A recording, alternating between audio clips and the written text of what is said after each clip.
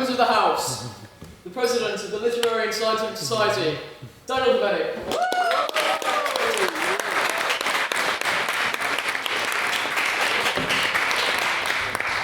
Members of the House, I welcome you to what is the second ordinary meeting of the 177th session of the Literary and Scientific Society.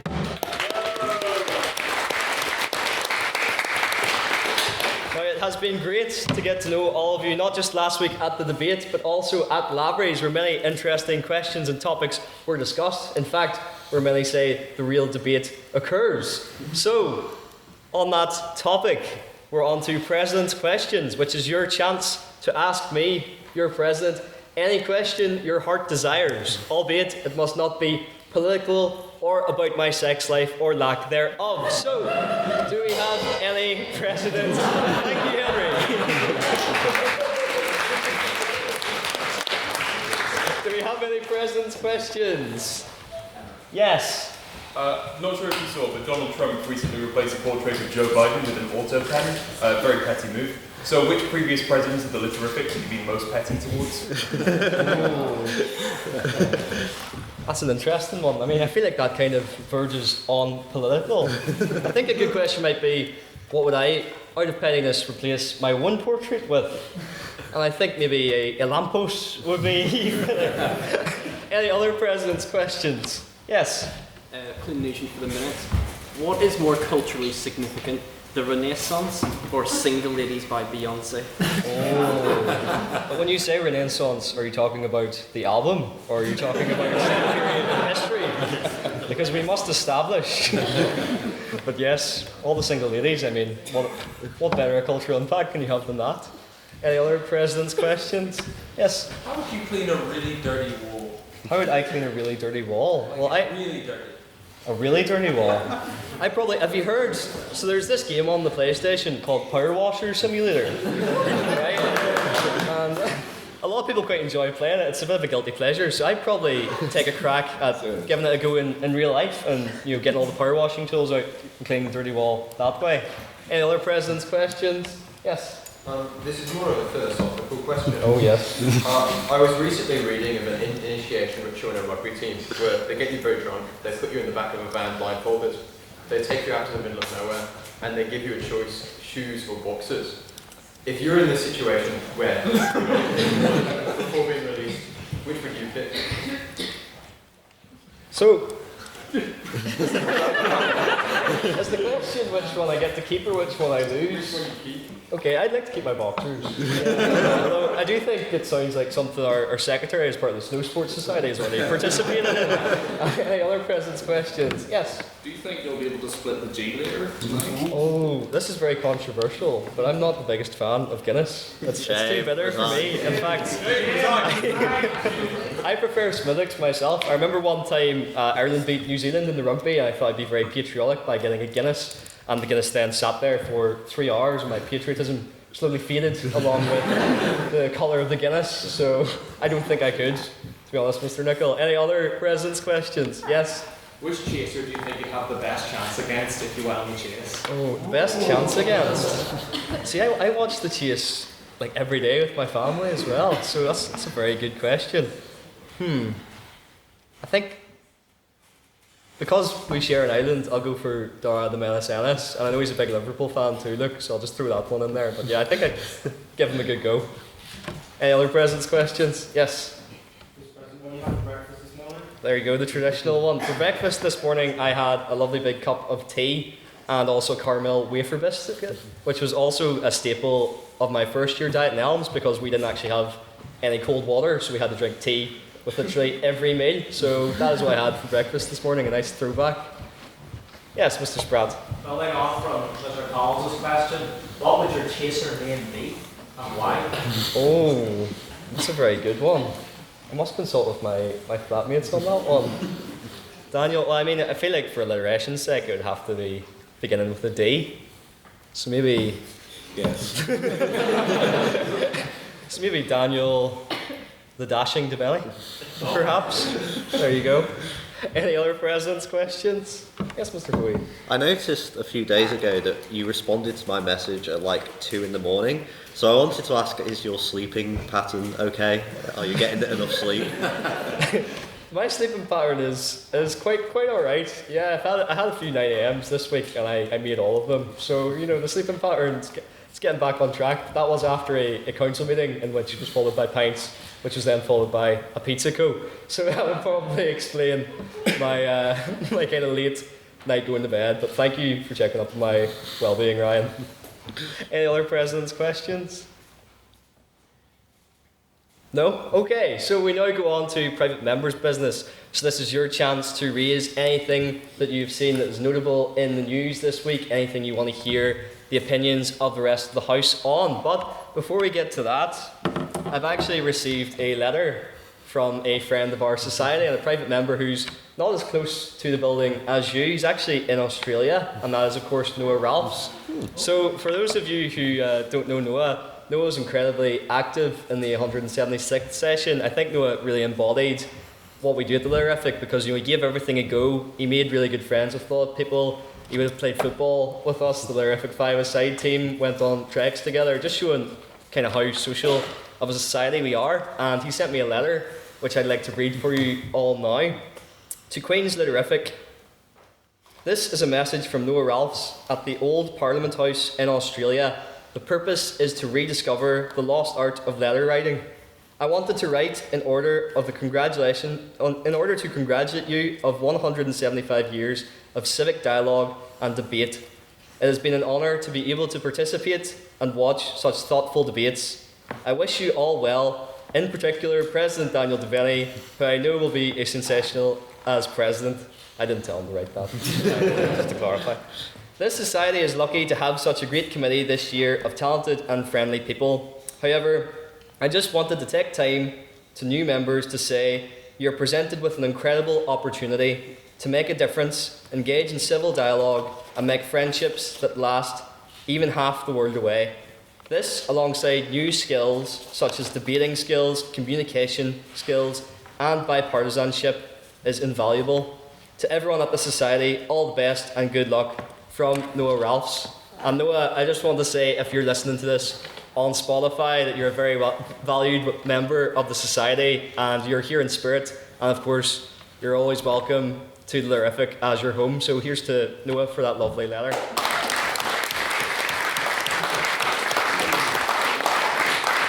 Now on to our private members who are here in the House. Do we have any pieces of private members' business? Yes, Luke. Obviously this week, Donald Trump got so annoyed at an escalator at the UN, he felt the need to include it in his speech. Of course, before he condemned all the UN countries to hell because maybe they don't hate immigrants. So I'd just like to know the House's thoughts on Donald Trump and his escalator escapades, you can maybe say. Yes, anyone on Trump's escalator escapades? Yes, right. I'm so fucking obsessed with escalators. Language. It's not today yet. Yes. Well, I think we're obsessed with escalators because I don't really trust escalators because they're always up to something. But anyway, yes, Beth.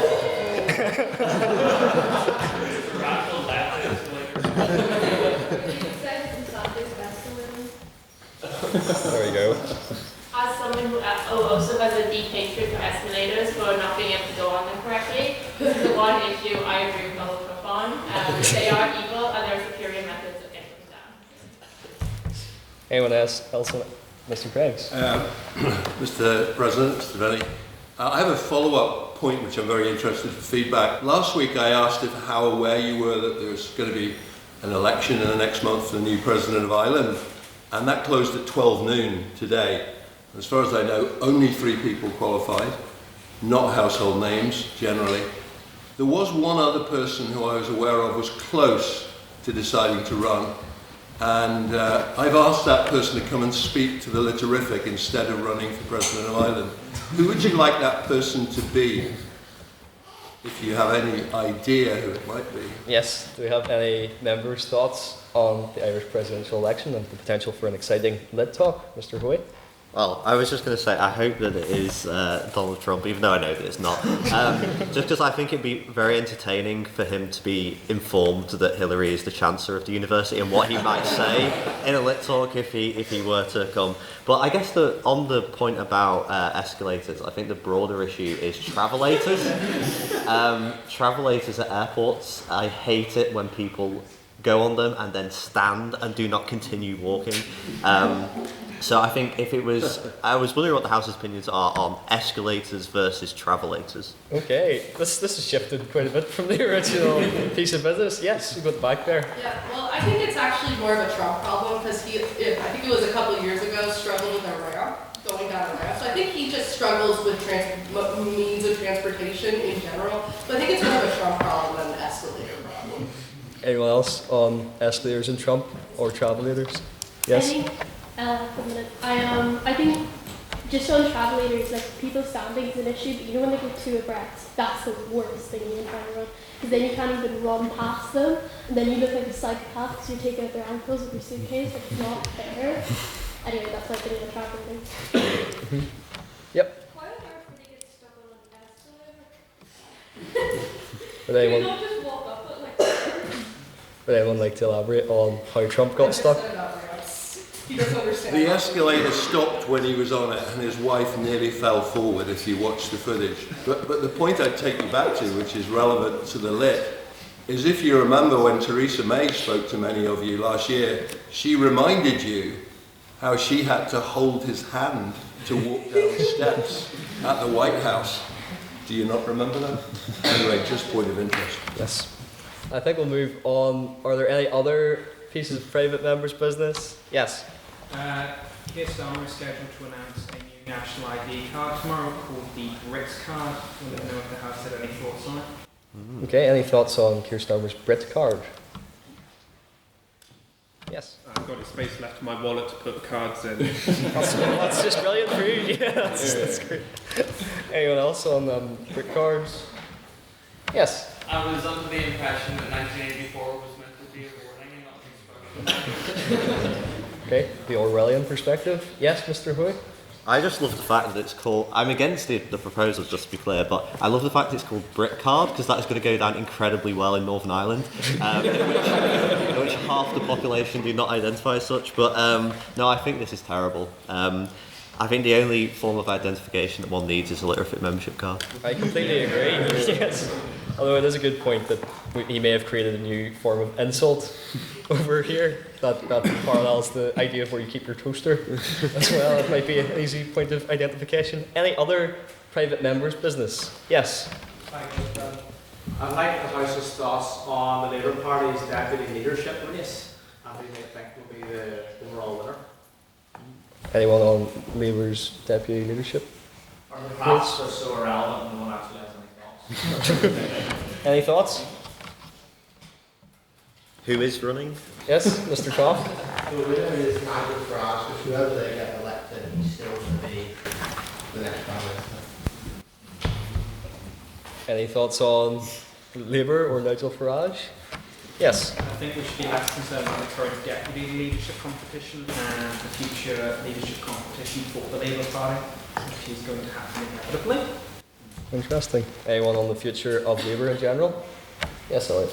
I'm seeing a lot of suggestions on an incoming leadership race for the Labour Party, but I'm not sure who the actual realistic candidates are. I mean, Burnham was making noises earlier, but there was I think the BBC did a poll of like 320 of the 399 Labour backbenchers, and none of them, or not none of them, but very few of them indicated much support.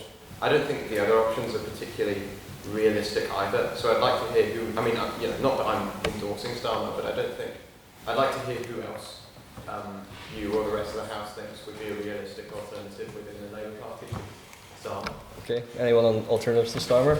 The risk of speaking 3 times must be breaking a rule. I think you have to keep an eye on Wes Streeting as easily the most articulate, definitive MP. You might not like him, but I think against Andy Burnham, that's who the runoff will be. Yes, we'll take one more on that. I think Angela Rayner should be the lingers. Interesting. And so we will conclude our private members' business. Now, for those of you who weren't here at our very exciting Freshers debate last week, I invite Mr. Secretary to come up and read the minutes of This House Believes Our Brains Have Rotted.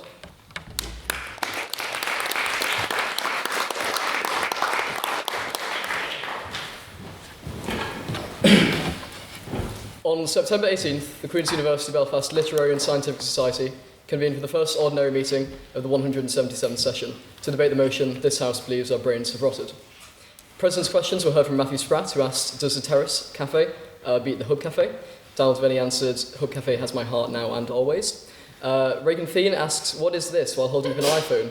And Daniel says something in an untranslatable Limavady accent. Responses were also heard from Luke Collins, Luca Barcellini, Christopher Murray, Flynn Nugent, and Armandine Chanel. Private members' business, Calvin Black HLM raised the UCU, urging QUB to suspend ties with former chancellors over Jeffrey Epstein links. Hugh Child claimed that there was never a list, never an island, and all who say otherwise are members of the woke mob. And I have to say that that is quite rich coming from Hugh Child.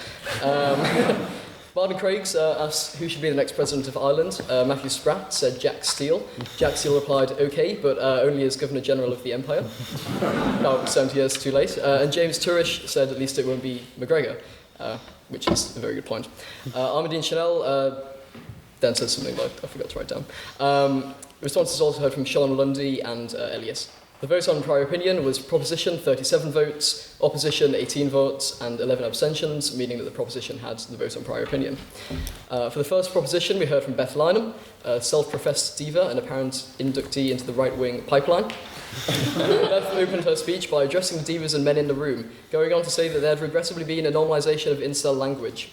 She continued by stating that doom scrolling has irreparably harmed our brains, and that we are now doom scrolling on, and that we are all now cooked. She spoke about how kids can't read and how others can't finish an assignment without the use of artificial intelligence. Before now, it was easy to distinguish incels by using words such as women too much. Now it's far harder due to the internet and the fact that many people hide behind a fake online persona. She defined looks maxing, for the older generation, as being about improving physical appearance by grooming and self-care.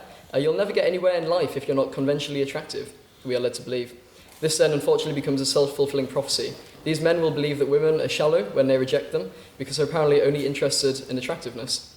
Beth then suggested that instead of looks maxing, we should personality max, and she begged to propose. Wrong one. Oh, yeah. Next we heard from Luke Coyle. Luke started by saying that our brains have rotted is a falsehood, built on lies and deceit, peddled by super reputable and super litigious media outlets such as Fox News.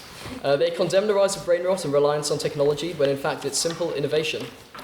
He then likened the average bed-bound, brain-rotted teenager to that of a charging cavalryman charging into battle.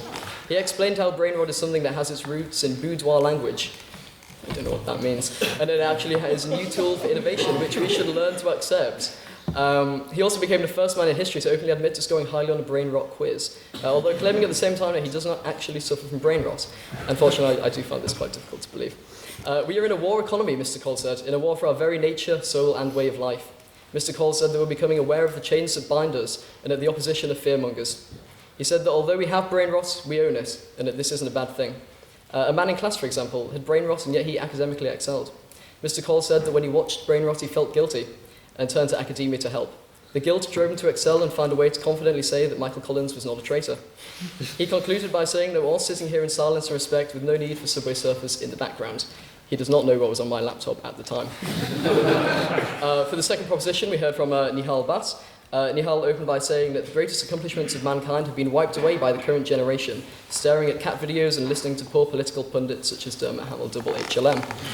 Capturing the imagination of the chamber, Nihal said, the moment humanity reached for the stars, we were glued to the screen. That is rot, he claimed. In 2007, Steve Jobs invented a device that changed the world. Nihal claimed that this turned the world into something we can't understand, much like when Mr. Daniel Devaney tries to say the word phone. Our attention span has dropped to 8 seconds, less than that of a goldfish. Rebutting the opposition, Nihal mentioned that while we have the best year of A-levels, we also have the worst year of GCSEs, and that constant cycle of wake, eat, swipe, repeat is wrong. While people are out in the street getting injured, passers-by are simply taking out their phones and recording, hoping to get a few likes on Instagram. much I dare say like the Litterific meme page. There have been more peace summits than ever before, but also weapons manufacturing is at an all-time high, he said, with more points of contention than ever before. In response to a POI about the historic overuse of nicotine, Nihal mentioned that people look at their phones 58 times a day on average, but people don't smoke 58 times a day. Clearly never met Dermot Hamill. To summarise, he reminded us that our attention spans are shorter than goldfish, and that this is a product of the rise of brain rot. On the second opposition, we heard from Michaela Williams. Michaela invited us to first picture an apple and then imagine it rotting. Would you throw it away, she asked. No, you would cut out the rot and enjoy the apple. Our minds are like this apple. The proposition, she claimed, would have you believe that we are rotten to the core, but this is simply not the case. After all, brain rot is not entirely pointless and can be used to connect society and bring us closer together. We're never a lost cause, she said. Michaela went on to describe how people who say scrolling is a dangerous form of escapism are incorrect, and that most of the people who say these things are wealthy and have access to a better life outside of their phones. Oxford University Press describes brain rot as trivial and pointless. However, this is not the case. If something made me laugh, Michaela argues, was it really a waste of time? In fact, with less cultural events happening now, brain rot is needed for people to connect and discuss with new global terminology. Many people speak brain rot because it's fun, not because they're dumb, she claims. We're the first generation to be surrounded by technology. We're navigating the route, and inevitable mistakes made along the way should and will be corrected. The idea that we'll end up like the people on the spaceship in WALL-E, sipping milkshakes and sitting in chairs is simple fiction, although I will note that this does sound a little bit blissful in some ways. And to summarise, Michaela reminded us that brain rot won't go anywhere, so we need to be smart and make sensible decisions now. We're all in the gutter, but the proposition speakers want to trap us there. We need to find a way out. On the third proposition, we heard from Rosa Ivory. Rosa began by making us all feel hungry. Imagine you're in a new city looking for something to eat, bourgeon perhaps. The first thing you do is look on maps. If you have a hard maths question, you ask ChatGPT. It's useful, and technology helps you look for things quickly and easily. You could also have asked for help from a person, but instead you went straight for the phone. This is a problem Rosa was addressing. When was the last time you figured something out for yourself, she asked. When did you last have an original thought? The best way to keep the brain healthy is by mental stimulation. Things like puzzles, games, and trying to find out what Jack is staying at the end of a night out. The problem is that everyone believes what they're told on social media. Paid promotions from influencers result in us buying anything they say. It also means that we're spending more time online and listening to them. This further shortens our attention span and has a negative effect for our mental health. These people get paid to keep you online, Rosa remarks. Of course, having said that, you should all tune in to the Litterific Spotify account and listen to all of our debates that we've had over the last several years. And summing it up in a neat 3 words, Rosa said, brain rot, real, thanks. Third and final speaker, we heard from Henry O'Riordan. Henry began by relating the entire plot of the movie Unknown Number, which one critic mused that he couldn't actually recall the last time a film felt so repulsive and spiritually evil. Brain rotted comments with an exchange between Henry and his sister Ruth at home, which left their dad contemplating what a core education was really all about, and whether he should actually invest in a DNA test to prove that Henry is his. Henry described how within seconds all of this information could be conveyed to each other in a brand new language that some people will simply never understand. Brain rot, he claimed, allowed people to find concise, new and funny ways to communicate. Unfortunately, you did lose me there because you said something about a faulty ship with crater in its hull, and then something about intellectual gardening in a meadow filled with daisies. Mr. O'Riordan then began his pitchfork speech in earnest, with the idea that on one hand this was a new way of speaking, funny, concise and new, and on the other that labelling it brain rot was a way for older generations to push younger people out of governance and decision making, a right that we deserve. Brain rot gets ideas across quickly, especially in a time when we're limited by work, commuting and lectures. Abbreviation is an evolution. It is an improvement. It is the creation of new words that until now did not exist. Henry described how this has happened before with figures such as Marion Moore, Emily Dickinson and Shakespeare. Gaslight, gatekeep, girlboss, he said. People who pioneer and use this new language are accoladed accordingly. Brain rot is an invention after all. It was feckin' gas, he then said. Laughter improves life and health, and clearly the proposition are anti-laughter. That is some hill to die on. Time marches forward, and so should we. We then heard questions from the proposition from Armandine Chanel, replied by Nihal Bhatt and Luke Coyle. Question for the opposition, asked by somebody who didn't give their name. You should all give your names, by the way. We heard from Michaela Williams and Beth Lynham in response. And then an abstaining question from Luke Collins, replied by Beth Lynham and Henry O'Riordan. The vote on speakerability was then called with 4 votes for the proposition, 50 votes for the opposition, and 14 abstentions. Therefore, the opposition had it. Can I take these minutes as read? Aye.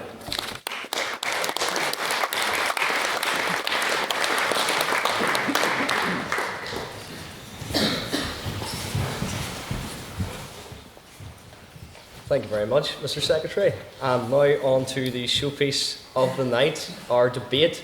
So just before we get started, I'm going to run through the rules of tonight's debate. So our speakers here in front of me will take it in turns, proposition and opposition, to deliver 7-minute speeches. The first minute of their speech is protected time, because you, as members of the House, are free to ask points of information. You do so by raising your hand and shouting on that point, or POI, or question if you're Henry. But make sure that you do shout, because especially in consideration of the people who the speaker may not be visible to, it's very important that you make them aware that you have a point of information. You have 5 minutes in between the first minute of protected time and the speaker's last minute of protected time to make a point of information. And Madam Vice President, would you ring the bell to let them know? Once the bell is rang after the first minute, that is unprotected time in which you may ask a POI, and then once the bell is rang again, that is to signify that they are back into protected time for the last minute of their speech. So there are no POIs to be had then.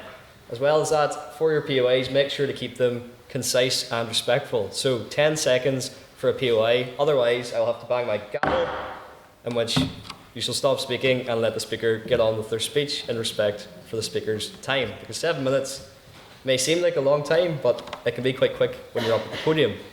At the end of the speeches, you'll get a chance to ask a question to the opposition and a question to the proposition, as well as an abstaining question. So if there's something you'd like the speakers to elaborate on a bit more after their speeches, that is your opportunity to do so, and you can give a slightly longer question then.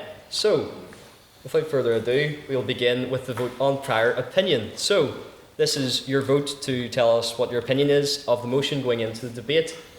So, for this House believes degrees are overrated, can I have all those in proposition? So all those who agree that degrees are overrated, raise your hands.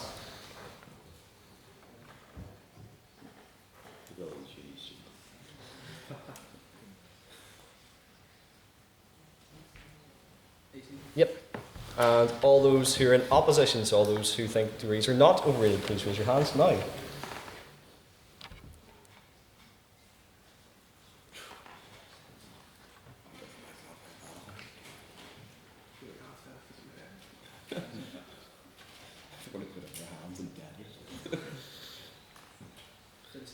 Yep. And finally, all those who wish to abstain from the motion, please raise your hand.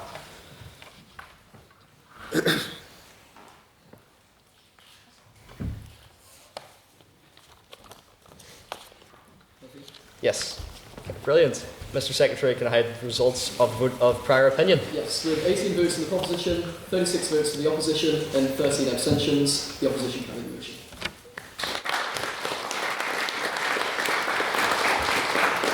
And finally, as a quick reminder to speakers, if you swear, you will owe the bottle, or the House, a bottle of port. Mr. Fordham.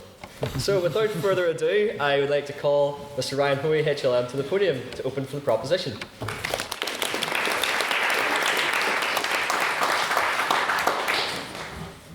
Mr. President, Provost, oh wait, I need to cross that out from my speech. Ladies and gentlemen, without wanting to alienate all of the clearly idealistic freshers in the room, I learnt nothing during my degree.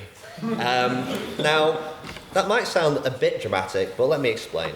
As someone who has completed their degree and is at the start of their career, I have a somewhat unique perspective in this debate.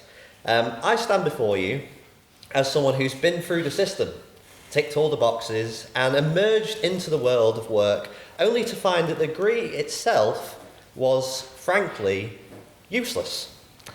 Now, tonight I'll argue that while universities can offer valuable experiences, the degree is not the golden ticket it's made out to be.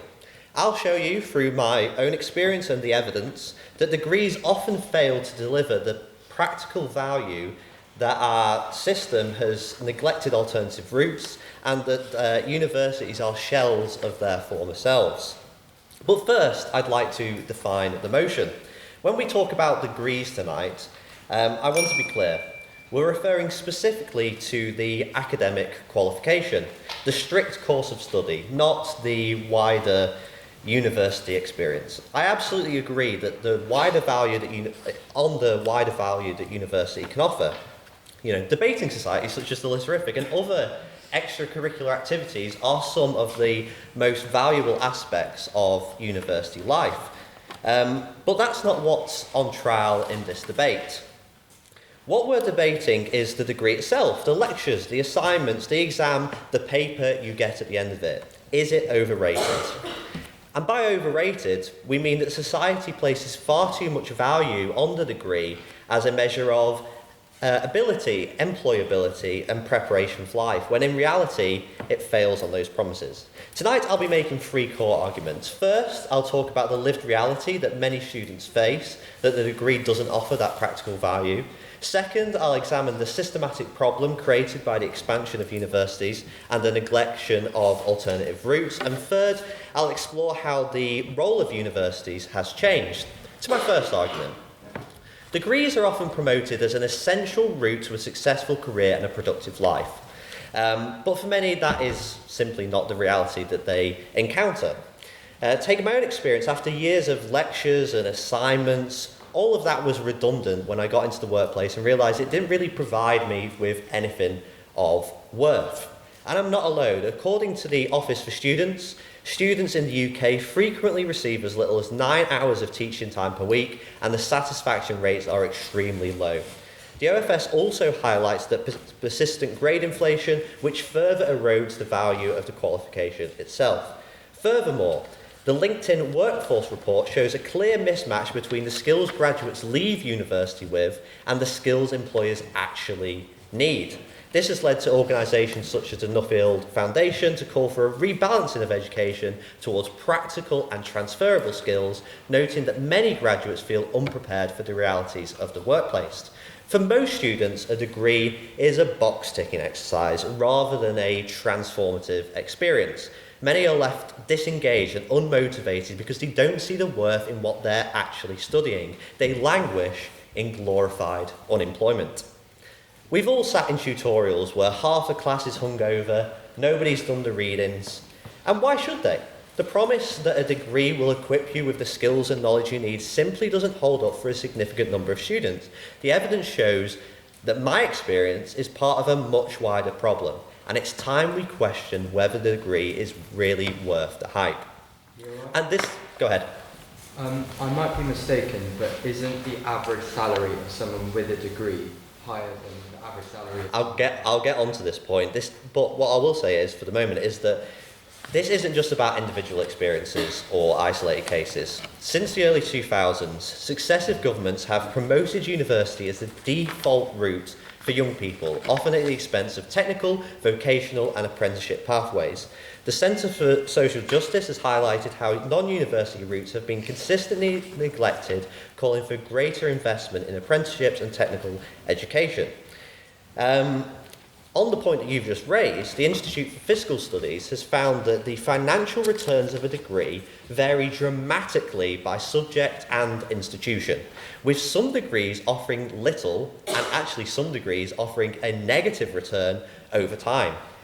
Even David Willits, who wrote a report for King's College, and he's a proponent of university expansion, admits that the graduate earnings premium is shrinking and that doubts about the value of degrees are not entirely unfounded. PY. Go ahead quickly. If the degrees are being overvalued, then why are they still respected in every major economy in the world? I don't think that some of the universities that we find in the UK actually would be highly respected institutions. But anyway, the expansion of universities has led to larger cohorts, declining standards, and a situation where not all students are fully invested in their studies. Meanwhile, technical and vocational routes are underfunded and undervalued. This has resulted in a generation of graduates who find themselves burdened with debt, holding degrees that don't offer the promised returns and lacking the practical skills that employers desperately need. This brings me on to my final point. There has been a profound shift in what universities are, what they deliver, and what they promise. Universities are increasingly not centres of genuine learning, intellectual growth, and a rigorous exchange of ideas. They are PR firms with faculties attached. The student is the customer and the university is simply the service provider. Now, the opposition will argue tonight that degrees are a signal of discipline, a gateway to professional networks, and are absolutely essential for certain careers. And I don't deny this. I also believe that university is the place where you build the friendships, confidence, and connections that last a lifetime. But that's not what this debate is about tonight. We're not saying that degrees are worthless. We're saying that they're overrated as the default path for everyone. The evidence shows that many degrees don't deliver the practical return on investment, and that there are other routes that are often neglected that can be just as, if not more effective, in preparing some people for life and work. So, as you listen to the arguments tonight, I urge you to consider whether the degree deserves the current status it has and whether it's time for a more balanced view. The proposition's argument isn't calling to abandon university, it's a call for honesty. I'll end with the words of the Literafic's first president, Edwin Lawrence Godkin, which is printed on the back of the Literafic lapel pins. Colleges today are, to a much greater extent than they used to be, places in which the social relation is found, rather than places of preparation for the active work of life. If the value of universities isn't found in a degree, let's be honest about what really matters and admit that degrees are overrated. Thank you.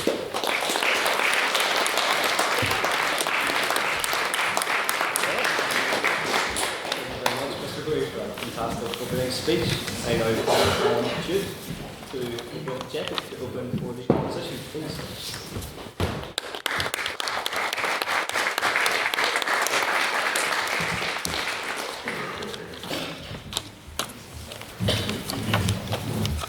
Good evening, everyone.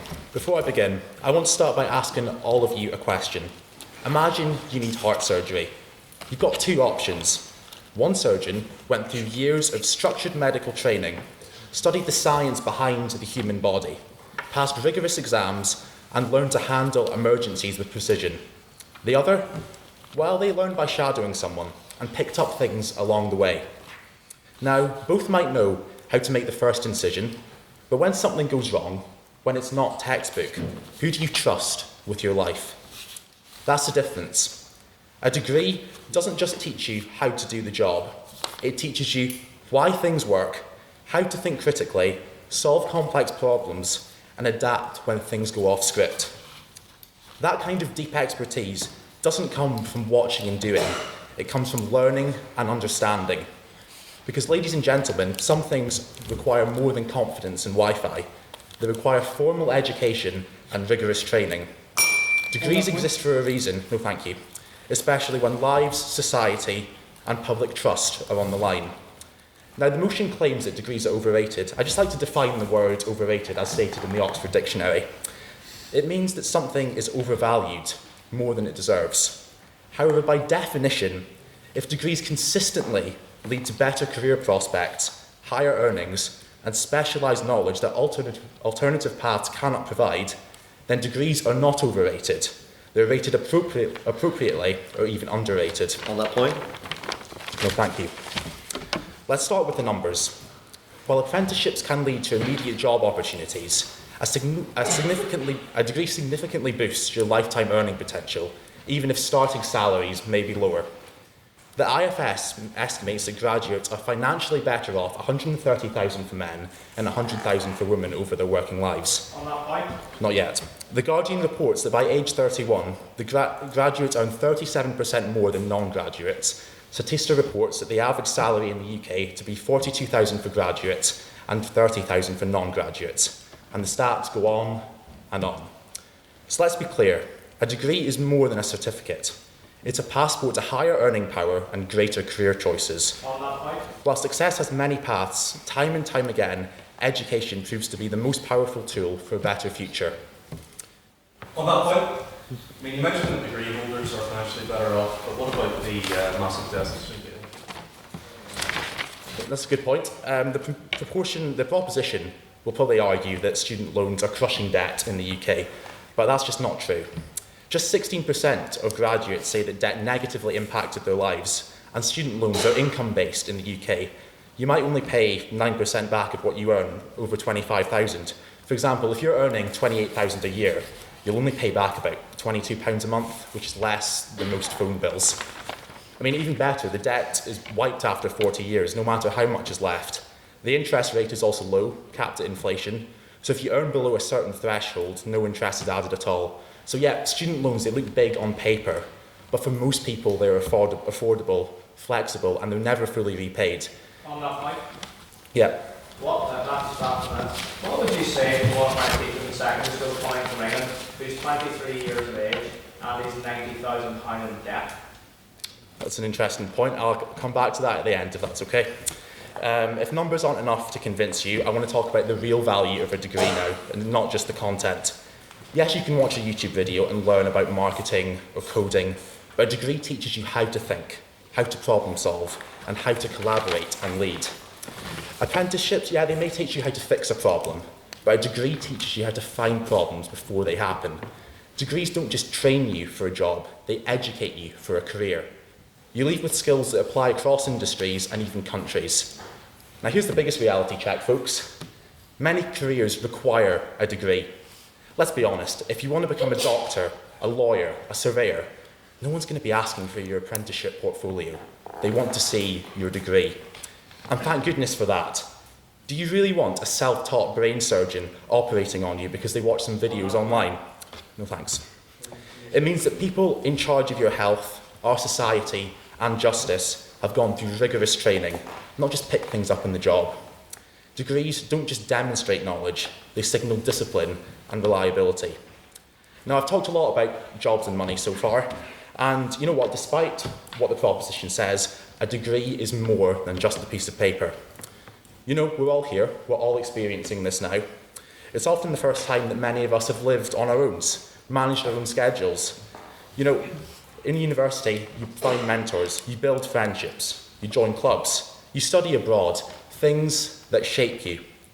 So even if someone doesn't use their degree directly, the experience of earning a degree still shapes their worldview and their mindset in positive ways. No, thank you. Now, someone might say, what about Steve Jobs or Mark Zuckerberg? They didn't finish their degree. True, but let's be clear, they're the exception, not the rule. For every billionaire dropout, there are millions of others who've also dropped out and didn't end up founding Apple or Facebook. It's like saying, you know, you don't need a driver's license. My friend drove without one and didn't crash. Well, that may be true. It's obviously not a strategy. A degree might not be essential for everyone, but it is valuable for most, and it's certainly not overrated. Now, the proposition may argue that degrees, many of them are a waste of time. People regret attending university. However, this simply isn't true. King's College London reports that only 8% of people regret going to university, despite public perception and the proposition arguing that it is much higher than what it is. The real issue that we have at play is not degrees as a whole, but it's the low-value degrees that I'm sure the proposition are going to argue later on. Now, these may result in poor employment outcomes, but this is a small minority, not a majority, and it is completely nonsensical to lump all degrees into this bracket. So overall, the argument that degrees are overrated is a myth. And like most myths, it falls apart the moment you look at the evidence and the lived experience of graduates. A degree isn't just a piece of paper, it teaches you how to think. And in a world full of half-truths and shortcuts, that kind of debt matters more than ever. Yes, not every degree will succeed, but dismissing higher education because of a few bad examples is like dismissing medicine because someone got the wrong diagnosis. It's lazy and it's wrong. Because the truth, most of the world's doctors, teachers and scientists got there because of their degree. So don't buy into the hype that a degree is a waste of time. The data doesn't support it and reality doesn't support it. Thank you.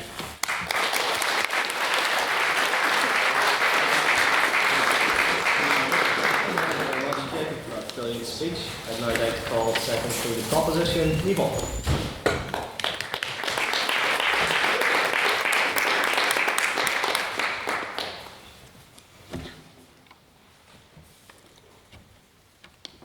The 4th of March, 1861.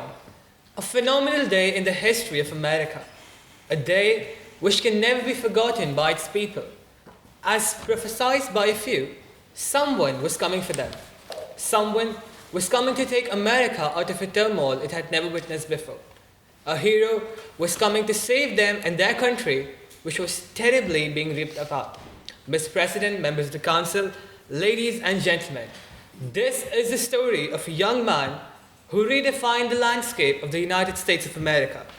A person who ignited a revolution among countless people, and not only did he end slavery, but also he preserved the American Union by ending the Civil War. This is the story of one of America's greatest and the most celebrated presidents, Abraham Lincoln. And the reason I mention him at the start of my debate is very simple. After listening to how the opposition glorifies degrees, and many will, the argument I propose is very simple. Many might assume that Lincoln would have the best degrees possible. However, the sheer irony of the matter is Lincoln did not go to school. He did not have... Later. He was self-educated, and he had a spark in him, and so he absorbed all that he could. He only passed, not only did he pass, but also he excelled at his law test. We are gathered here to debate whether degrees are overrated, and I say to you, they absolutely are. Why? Because we live in a world where skills build skyscrapers, not certificates, where creativity solves problems, not a piece of paper that has bachelor or master's or something typed on it. And if you don't believe me, allow me to prove it by starting with a simple fact. Half the billionaires you worship on Instagram don't have one. We have all been there, sitting in a classroom, textbooks piled high, memorizing facts that seem to float like in a vacuum, barely connected to the real world. Now don't get me wrong, I do not say that education is invaluable. Knowledge is priceless. Books open doors, lectures spark curiosity, and teachers make learning 1,000 times simpler. But the true learning, which degrees don't guarantee, and I'll prove it to you in some time, the true learning, the kind that sticks to us, the kind that shapes us, the kind that redefines us, happens outside these four walls. And to argue to the first speaker of opposition, giving example of the medicine scenario in the starting, well, being a medicine student myself, our lecturers themselves have told us that you're going to get more experience by doctor shadowing than through textbooks and other material stuff. Point of information. Go ahead. So are you saying you'd be happy if you were getting brain surgery tomorrow for the surgeon to not have studied? I do not condemn lecturers. I do not condemn lectures. I just said that doctor shadowing is also equally important and degrees are overrated. Now coming back to it, because here's the reality. The world is full of graduates driving taxis while self-taught coders are building apps worth billions. Now let me ask my friends on the other side. Can a degree teach you how to get up after failure? Can a degree teach you how to negotiate, to hustle, to lead, or to dream? No. Those lessons come from life itself. Once, Henry Ford, the man who revolutionized the automobile industry, was mocked in court for not having a degree. When his critics tried to humiliate him by asking tough questions, he replied, "Why should I clutter my mind with facts, which I can summon in a second?" So the next time someone tells you that success depends on degree, success is equivalent to degrees, please, please, please show them the Silicon Valley and tell them that the richest neighborhood on earth was built not on diplomas, but on scribbled ideas on dorm rooms and garages. Later, who could ever predict that a young girl who never went to school, never went to college, never had a degree, was self-tutored by her mother, would do something breathtaking in her life when it took different turns? One rainy afternoon, this young girl stumbles upon a pharmacy book, and intrigued by the chemical formulas written in it, she begins experimenting unknowingly, laying the foundation for her future detective novels, where poisons play a significant role, marriage, motherhood, and even a stint as a volunteer during the World War I. This young lady observed the world around her with a keen eye, absorbing the quirks and mannerisms of people around her. These observations later became the lifeblood of her characters. Yes, the meticulous poet and the enigmatic Miss Marple, the queen of crime Agatha Christie, who learned more from experiences than chasing behind degrees. Later, can a degree teach you how to innovate? Can a degree teach you how to lead? Can a degree teach you how to dream so wildly that when the world calls you crazy until you prove them wrong? No. A degree can grade your memory, it cannot grade your imagination. Because the real world shouts out there, think or swim, adapt or vanish, create or be forgotten. And no degree prepares you for that. Think about it. Steve Jobs, Bill Gates, Mark Zuckerberg, Elon Musk dropped out of PhD. They might be an exception, but why can't you be one? The people didn't need a gown. They needed courage, creativity, and a Wi-Fi connection. So I urge you, and I beg to you, to vote for the proposition that don't confuse the paper with the person. Don't confuse the certificate with the skill. And don't confuse the gown with the greatness, unless it's worn by the Council of the Literate. Because history has never been made by those who framed the diplomas. It has always been made by those who frame the future. So in conclusion, ladies and gentlemen, degrees are overrated. And if you disagree with me, don't worry. Just write a 3,000 word essay on why I'm wrong, Times New Roman, font 12, due Monday morning. And good luck with the plagiarism and AI detection checks. Thank you. Graduate.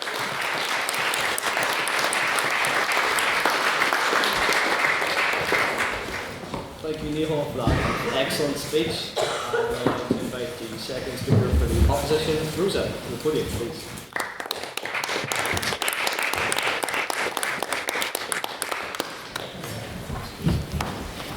Ladies and gentlemen, good evening.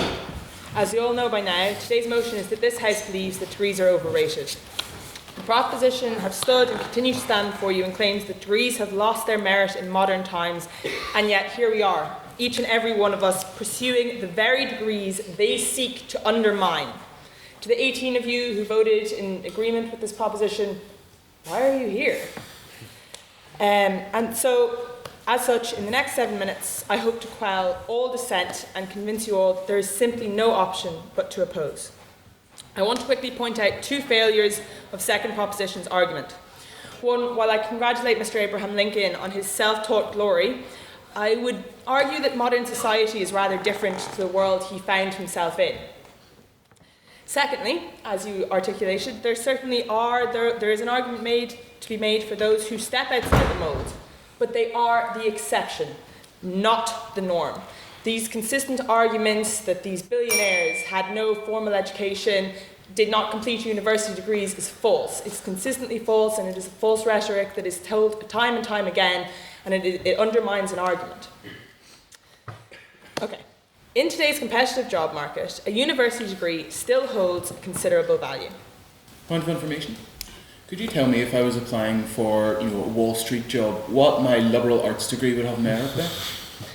An excellent point. But if I had a degree in medicine and I wanted to apply to be a filmmaker, it still doesn't quantify. You have to have a degree that is specialising in the area that you're applying for the job. You can't apply for a job with a random degree and expect that that's going to get in. That's a separate merit. In a second.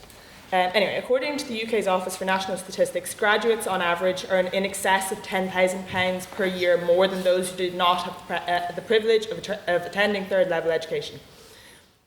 Unemployment statistics also consistently demonstrate that those with third level education are considerably less likely to find themselves out of work than those without. This can go as far as 10% in certain areas. Yeah. How can graduates expect to sum up in already oversaturated job markets? It's certainly true, and there are definitely problems because there are an increase in degrees. But the problem here is in circumstances where one has to choose between taking the degree or not taking the degree, it's certainly true that the job market is significantly favourable to you if you have that degree. So these facts are well known and are a large reason why we are all sitting here today having chosen to pursue a degree. I'm not here to merely reiterate what you already know. So I hope to use my time today to highlight the additional ways in which obtaining a degree serves to better not merely the student but society as a whole. My primary point of discussion is regarding the damning attitude that still perpetuates our society that certain degrees are overrated more than others and thus hold less value. Personally, I'm studying film. When I told my poor mother, a barrister, I witnessed her life flash before her eyes. And while she's been very supportive, it's definitely true that there still are people who hold the view that any degree that isn't law, medicine, architecture, etc. has little value. So I put to you this. If we all studied these degrees, what would the world look like?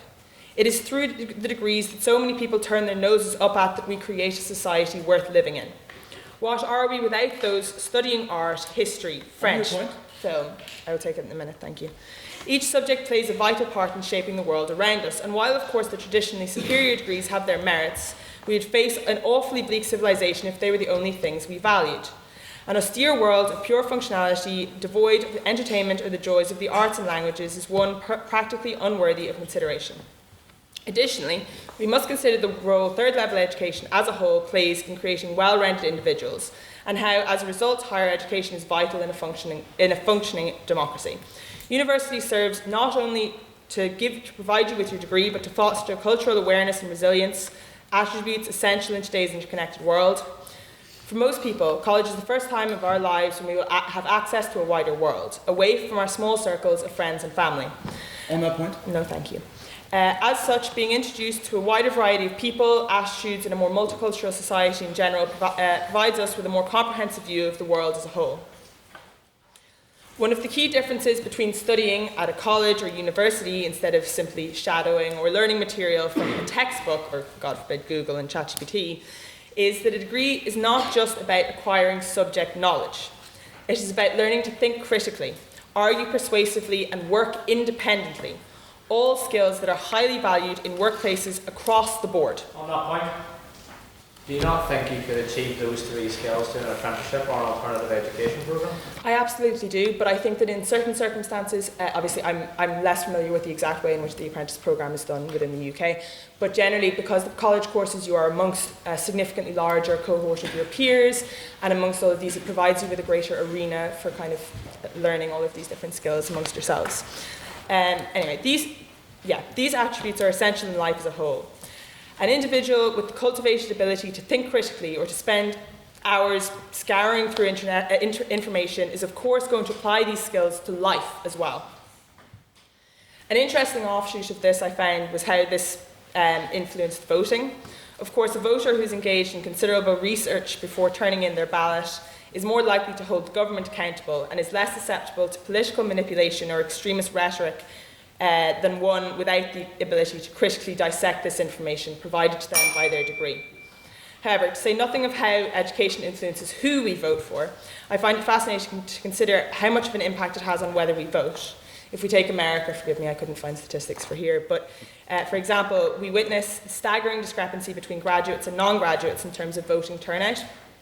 77% of those who attended college voted, with that figure rising to 90% amongst those who'd undertaken a postgraduate study. In contrast, only 54% of high school graduates voted, and that number fell even further to a mere 36% of those who had not completed secondary level schooling.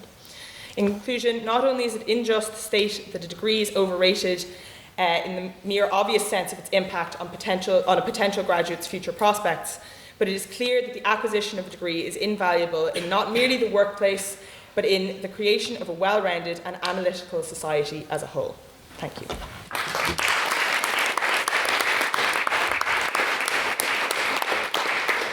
Thank you, Rosa, for that fantastic speech. I would now like to call for the proposition.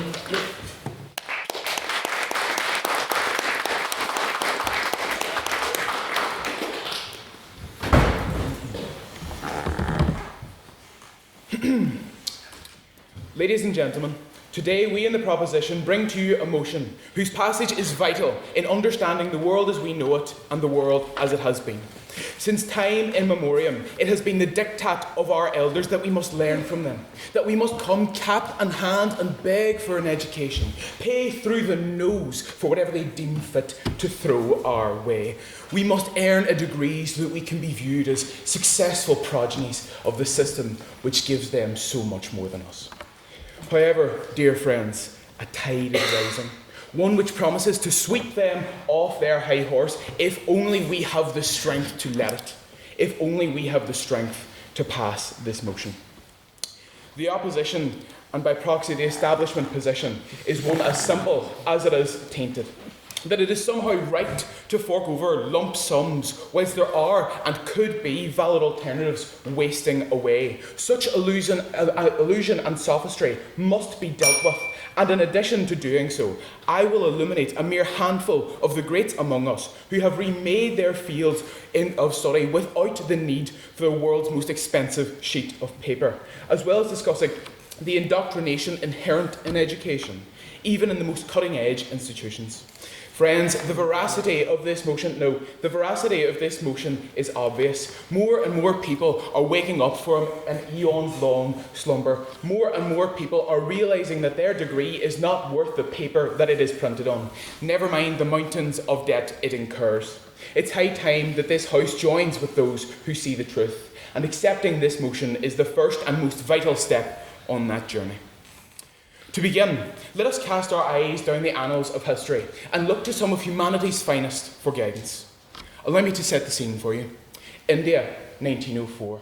A young man runs away from home after flunking out of university and losing his scholarship. 2 years later, he's back at university. He fails again. A year later, he fails again. Consider, in this degree-heavy world that the opposition seeks to uphold, what that would look like for him, how he would stack up. Think of the black cloud that hangs over his head. I don't think anyone would give him a chance. Now, what if I told you that this young man, at 16 years of age, took a book of 5,000 mathematical theorems and memorised them? That in his own study, in exploring them, and when he submitted his work to Cambridge University, they said that it was the best work that they had ever received. And one of them said, to quote, "This could not be set in the most advanced math exam in the world." My friends, this man redefined mathematics as we know it. His peers sat in quiet awe of him as he worked, and yet in his notebook there was no fancy university letterhead. Though it may have been valuable or useful in some way, it was not needed. Nor was there any degree hanging upon his wall. Mr. Ramanujan is a testament that you do not need a degree to excel, and he is not the only one. Point of information. Yes. These are the minority, these are exceptions, these are prodigies, they are not the norm. Well, I'm going to list another two, so we'll see. And also, we could talk about Abraham Lincoln, or we could talk about Warren Buffett, Bill Gates. There is so many people that you can't just define them all as well. That's just the exception. There is obviously something going on there that we have to take time to realise and to explore. We can't just go, well, they don't matter, they're the exception. And he is not the only one. Beethoven didn't study music at university. Picasso didn't sit in lectures while someone banged on to him about art. They lived in their passion. Picasso wandered the halls of galleries. He let it seep into his very veins. Beethoven did not learn how to play the scale. He simply danced with the keys. They nourished him. They guided him. He needed no one else. He didn't need a lecturer to tell him to pre-read the joy of music. He didn't need a lecturer to tell him, oh, do, re, mi, fa, sol, la, ti, do. He didn't. What he knew, and what we all know intuitively, is that we can begin our educational journey without the need, although it may be useful, without the need for a university degree. Point of information. Yes. Over there, sorry, I can't see you. Would you argue that the people you've listed so far are representative of the general population, and that therefore the approach they took? Well, I think it is. It's reductive. Else as well? It's reductive to say that, they're just completely the exception. Again, back to this point, every person has within them something great. Every person can achieve something great. If we're going to bring in Plato here, I do love a bit of Plato. That's Plato, not Play-Doh for the minute. But if we're going to bring in that, everyone has the ability to excite something exceptional within themselves. Do not consign yourself to saying, well, he's just better than me. I'm not going to do it. Have that pride within yourself to say, no, I can do this. I just need to know where I'm going. My friends, so far you've heard that university degrees are this great thing, but sometimes they are not necessarily an education so much as they are an indoctrination. Before Einstein, we were teaching physics and relativity. It was almost a nebulous subject. We were getting people indoctrinated into a worldview that was soon to change. My friends, they weren't teaching them the cutting edge. They were teaching them what they knew. And that's exactly what a degree can be. They can rip out your joy of living. For root and stem, they can root out your creativity, your ingenuity, and replace it with the cookie-cutter mould that society wants from you. My next point, friends, will be on the very indoctrination that I've mentioned. When I say indoctrination, I'm seeing a couple of faces tightening here. Don't worry, I'm not going to don reform turquoise. I'm not there yet. I'm not about to depart from my wits and say that. I refer instead to creative and theoretical indoctrination. I'm a law student in first year, and we are absolutely blitzed with information. New cases, topics, areas, the whole 9 yards. But sometimes I sit there and think, why are we never taught why? Why do we never get into the existential debates? Why are we never taught that the existence of law is far more than what's written on the page or the paper? Why are we never taught the existential? And to a certain degree, absolutely, I agree with my colleague Mr. Hoey, in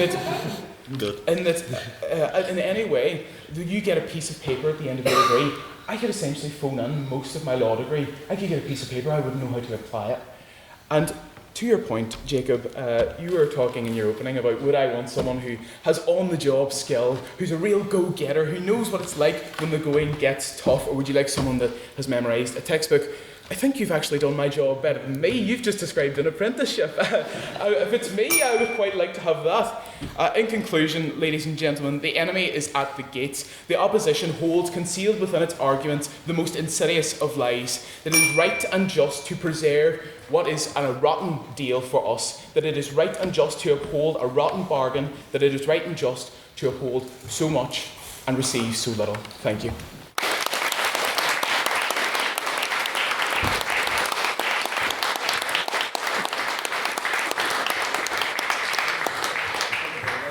For that brilliant speech, and I'd like to call Leon for the opposition to the podium.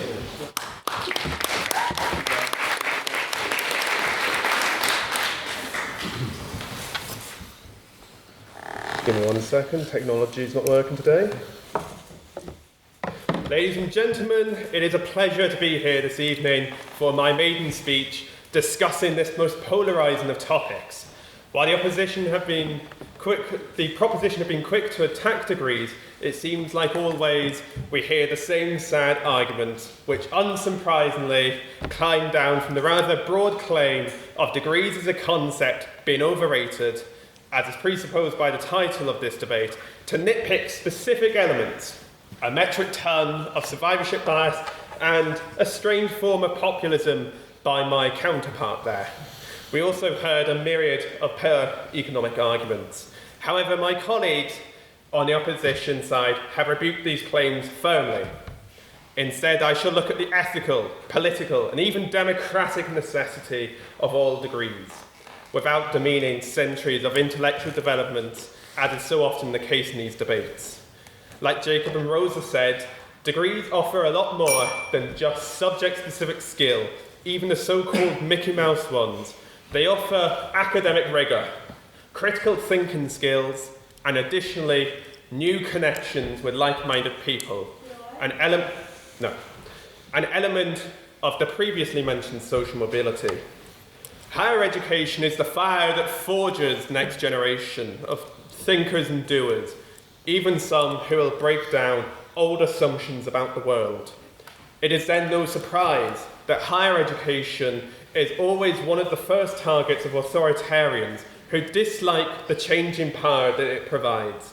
Book burnings, the removal of funding, dramatic protest crackdowns on campuses, and a media onslaught against those supposed Mickey Mouse degrees, as is so often posited by those people. You know why? No. It is fascinating that so many of those degrees which are attacked, such as history, philosophy, theology, politics, English, the arts, are also the courses which produce some of the greatest threats to the anti-intellectual tendencies of authoritarians. I think of the numerous historians who specialise in the rise of fascism, such as Jason Stanley, Marcy Shaw, and Timothy Snyder, who have fled the USA in recent times, warning us of the dangers posed to education there with the current administration's war on higher education institutions. It is also no surprise when we see authoritarian states like the People's Republic of China engaging in repressive practices against academia and students, such as applying pressure on journals to censor their content, or Chinese international students being threatened by officials. content and people who could tackle the injustices and failures of those regimes. In Russia, university students are now being subjected to a renaissance, not the album, of higher Soviet education policies, such as compulsory military training and classes on Russian statehood, as part of so-called patriotic education, an attempt to bring to heel the often rebellious nature that comes with an expanded horizon. The greatest universities are often the ones famed for their culture of debate, like in this very house, the free expression of ideas and academic rigour. It is those places where the greatest minds started out and cannot simply be replaced by watching YouTube videos on the topic. On that point? No. Access to knowledge will make you a more informed and critical person. Authoritarians know this, and they fear it. By condemning degrees as being overrated, especially the arts and the social sciences, often the great victims of these debates, society will doom itself to a dangerous ignorance which many unscrupulous individuals and groups will happily take advantage of. On that point? Nope. I'm happy. I am by no means claiming that the proposition are themselves authoritarians. I do not believe that for 1 second. But the broader arguments that they have been forced to defend this evening lead down a very dangerous path, especially when they have been required to defend a claim which can be interpreted as broadly as higher education in its entirety. Modern society did not form out of the ether. It was sculpted, corrected, knocked down, and defended through the labour of academics inspired by their formative educations, usually during their degrees. Everything you take for granted in the realm of sociology and politics and society was the product of someone else and some or a group's academic work. Modern liberal democracy, human rights, egalitarianism, free speech, the social contract. Almost every idea which has defined life for the last few centuries started life as a product of an academic concept inspired by earlier work on which great thinkers trained the overwhelming majority in the rigorous environment of universities. Many of these ideas struggled against authoritarianism, which attempted to strangle them in their cradle. In many parts of the world, ideas like these are still threatened. It is the upcoming generation of students and graduates, like people like yourself, who will face many great challenges to ensure that knowledge thrives and humanity can reach ever greater heights in understanding our world, being more creative, innovative, and more informed. Therefore, tonight, I caution you. You may not think a degree is valuable for you as an individual, or you prefer to do an apprenticeship or something else. That's fine. You aren't going to be punished for it. But to attack higher education as a whole and consider the opportunities, social and individual, provided by degrees as overrated or even worthless is to make a Faustian bargain with those who'd rather keep you in ignorance. Thank you.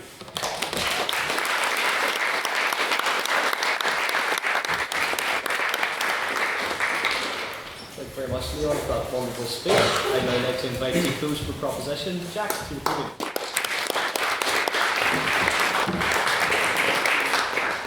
Right. Who's excited for a real education? Can I just clarify what the motion is? So it's up to the proposition to define the motion in the debate. My colleague here has already done that. It's not up to you to define it because we've done it already. For something to be overrated, it means there's too great an emphasis put on it. It doesn't mean it's not important, not valuable, impertinent, or useless. But thank you for making those arguments nonetheless. We have to consider for what it means for something to be overrated. And when you're looking at degrees, we're saying that there's too much emphasis. They're oversubscribed. Everyone wants one. They think they want one. There's societal conditioning. It merely implies that the allure and the acclaim with which something is regarded is perhaps, in reality, immaterial. Think about the things that we consider to be significant in our lives. That's what I did when Ella asked me to speak on this debate. And then I realised that I am, broadly speaking, out of touch with popular opinion. So I thought of things that I liked and I think are and should be highly rated. So I came up with the National Gallery, Radio 3, red wine, my mother, and the M&S Food Hall Christmas range. And then I thought of things that I don't rate very strongly, so I came up with Dermot's presidency, the Christmas market. I particularly don't like the Barbie movie. I've never had matcha, and I've never been to the Limelight. And then I remembered, in spite of all this, there's Ulster University, which has no readings at all. So then that led me on nicely to my main point. Forgive me if I have offended anyone, but I don't care all that much. Universities are tremendously overrated. Overrated. Not without value, simply overrated. Not everyone is a doctor, a lawyer, or a whatever it is, engineer, aerodynamics student like Beth. I do politics and international relations. Those who know me well know my occupations. I've had 3 that pertain to my field, and I'm not going to declare them outright, but I've worked for 2 politicians at a point in my life. I have never, ever, in my entire life, used anything from my degree. Because when someone comes through that door and says, can you help me fill out a PIP form? Or can you help me get this removed? Or can you bring this up in Parliament? I have not used a single skill about realism or why states declare war or what Thomas Hobbes thought about it.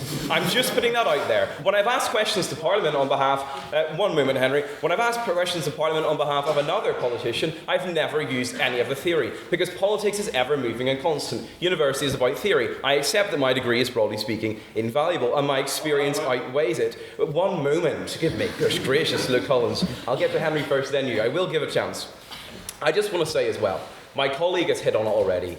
Oh ye of little faith. Just because we're not all Bill Gates doesn't mean that we can't all be Bill Gates. Rihanna doesn't have a degree. We can all get to those heights. We just have to believe in ourselves. Have some faith in your colleagues and contemporaries. Henry, sorry. Okay, so you said university is overrated as an overarch of your argument that degrees are overrated. Ryan spent half a speech distinctly glazing university, but not degrees. Are you disagreeing with No. Okay, allow me to clarify for you then, Henry. University life, which, as I think I alluded to, I accept the initial proposer's definition, university life is completely separate. And in fact, I think there's far too much emphasis placed on a desire to be in university life when we're coming to degrees. Is it really worth 4,000 a semester? I don't think it is, and I definitely don't think that I would do it again if I had the chance. So no, forgive me, sorry. I need to move on. So let's see. I want to take command of the room if I can, if I may be so bold to ask this. I want to see a raising of hands or not. I'm going to ask you some names. I know we've been through, but I want to ask you guys, because seeing as you're all university students, you ought to know anyway. So I'm going to ask you some names, and I promise it's not biased at all. There's a fair mix. It's evenly split. I want you to raise your hand if you think that they have a degree. So I'm going to begin with George Washington. Who thinks George Washington had a degree? Okay. Who thinks Charles Dickens had a degree? Who thinks Benjamin Disraeli had a degree? Who thinks Mary Wollstonecraft had a degree? Who thinks Jane Austen had a degree? Who thinks Aristotle had a degree? Who thinks Adam Smith had a degree? Who thinks Karl Marx had a degree? Definitely not. We had a PhD from the University of Jena. Who thinks Margaret Thatcher had a degree? And this is the point. So when Margaret Thatcher goes to university in the 60s or 50s or whatever it was, that is the change in culture. So you're correct to point out, Rosa, that history has changed, times have changed. We can't all go through Plato's Academy. I'm very sorry for that, Luke. But the emphasis has changed to be overzealous on the need to go to universities. It's become a prominent part of our societal being that we must transcend through our A levels to go on to university and then do what? No, forgive me. The world has changed, and that is down to this. It's almost a conniving social conditioning, and that's the essence of my argument. That society has conditioned young folk, and even the old, like Mr. Hoey, that his chances in life are better because he has a degree. That's just not true, and it really isn't. We just have concocted this, but it's not necessarily our fault over a 4-decade period. I was thinking about what I was going to say in relation to this, and I came up while I was watching Yes Minister, and for those too young to remember, I'm sorry. For those too old, I'm even more sorry. But there's a scene in Yes Minister where the Minister, Jim Hacker, is asking why we give money to public institutions like art and culture and university, and his Perm Secretary, Sir Humphrey Appleby, replies, well, why wouldn't we? All 2 of the universities in Great Britain are the most important. And this is the thing, it's a very elitist position to adopt, that suddenly you need to have a university degree to be successful. And with the greatest respect to all of you, you have taken that and ran with it. Our point was that there's too many people going for a university degree and believing that's their only option. You guys have decided they're utterly essential, that they are downright required for success in life, even gratification, because we can't all be Rihanna. And we have to think about this very carefully because we're setting a very dangerous precedent. We are not book-burning fascists, I may add, and that's even more questionable that you're coming from this. No, it's protected time, forgive me. You're coming at this from a point of view that you're implying that everyone who doesn't go to university is possibly of that ilk. Is that what you're saying? But anyway, I'll leave that up to you. The fact is that degrees are overrated. You're no longer special for having a degree. You don't stand out from anyone else because you have one. Most of us in the social sciences faculty will be faced with two prospects. Never use our degree or remain here in perpetuity. Like Tom Burns, who's never left University Street in his life. We foster our own downfall because society, the media and school tell us that university is obligatory to be perceived of a worthy citizen. We embody that and we make it our abiding feature of our personality. We're all terrified of missing out on having a degree because we're made to feel it is imperative for career prospects. We need to stop reading the degree and start reading the person. We need to climb down off our high horses and get into reality and experience some of the real world processes. Thank you very much.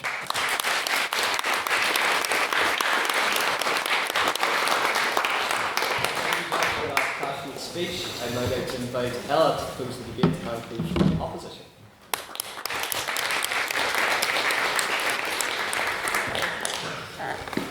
Ladies and gentlemen, the proposition tonight would have you believe that degrees are overrated, that they are kind of mass-produced ornament, shiny, costly, and ultimately more about appearances than substance. I rise to say that this is a profound misreading of what a degree is, of what it gives, and of what it represents. A degree is not a trinket, not a bauble, not a mere line on a CV. It is the crucible of transformation, intellectual, personal, and societal. Far from being overrated, degrees are in many ways undervalued. Their significance often measured too narrowly, their worth too easily dismissed. Let us begin with the most fundamental point. A degree is not chiefly about what you get, but about what you become. To attend university, to devote years to structured learning, is to enter a space where the mind is stretched, unsettled, and reshaped. Luke talks of Beethoven being guided by the keys, but this isn't for everyone. My poor childhood piano teacher, Roisin, can attest that I was certainly not guided by the keys. It is easy to treat education as a transaction, fees in, salary out. But the true alchemy of a degree lies in its ability to reorder how one thinks. You begin to ask questions you had never before considered. You discover that certainty is rare, that complexity is the rule, and that every claim invites a counterclaim. That is not merely knowledge, it is wisdom. It is the difference between reading the world as a flat page and reading it as a layered novel. No, thank you. And this transformation does not vanish with the ink on the diploma, it endures. Long after graduates have forgotten the dates of dynasties, the details of biochemical pathways, or the distance between limelight and guacamole. They retain the habits of thought, to weigh, to probe, to connect. That, the lifelong architecture of a critical mind, cannot be called overrated. But the propositions say, all very noble. But what about the money? It's impractical. What about jobs? What about the tech bros who, I might add, seem to hire people with degrees, ladies and gentlemen? Well, the economic case for degrees is strong and it is stubborn. Graduates on average earn more, enjoy greater job security, and climb higher in their professions. But I will not linger on this. Why? Because to measure a degree only in pounds and pence is to miss its deeper contribution. A degree enlarges the self. It surrounds young people, often for the first time, with a diversity of perspectives that rattles their certainties and demands empathy. It acquaints them with art, with literature, and with ideas that span centuries and continents. It teaches not only skills, but sensibilities, curiosity, tolerance, a readiness to listen, a capacity to imagine oneself in another's experience. To suggest that this is overrated, is to suggest that an enriched mind, a broadened horizon, a life more fully lived, is somehow a frivolous luxury. Yes. You say that degrees enrich the mind, but that contrasts quite heavily with my personal experience as a first-year computer science student. What I was learning this morning was what are priorities? So how do you... Well, I imagine, I'm a law student, I'm not great with computers, but I imagine if I spent a day in your lectures, I'd be slightly enriched on computers, or that's more of a deal with the computer science department, not a deal with the degree itself.